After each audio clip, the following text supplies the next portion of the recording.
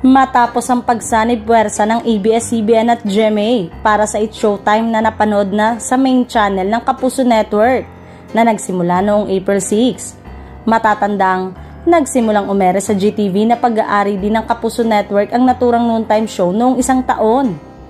Itong oportunidad na makasampa sa GMA, makapag-reach ng mas malaking audience. Malaking blessing ito sa It's Showtime. Sumunod ang pagsanib puwersa ng ABS-CBN sa All TV. Balita na doon ay mapapanood ang It's Your Lucky Day dahil tuloy na daw ang pagbabalik nito sa TV. Bukod sa good news sa madlang people ng It's Showtime sa GTV at GMA Network, ay another good news ang hatid ng ABS-CBN sa madlang people. Nakatakdang bumalik ang programang It's Your Lucky Day.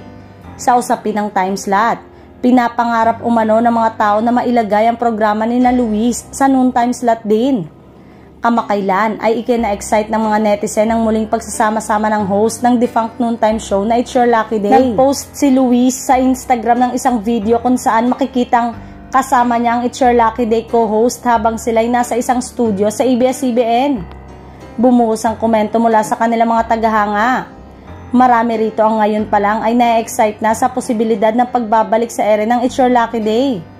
Sa ngayon ay wala pang official announcement mula sa ABS-CBN Entertainment All TV kung kasama ito sa mga programa na i-ere sa Channel 2. Pero natanong din ang isa sa cast member nito sa muling pagbabalik ng It's Your Lucky Day at tanging abangan lamang ang sagot niya.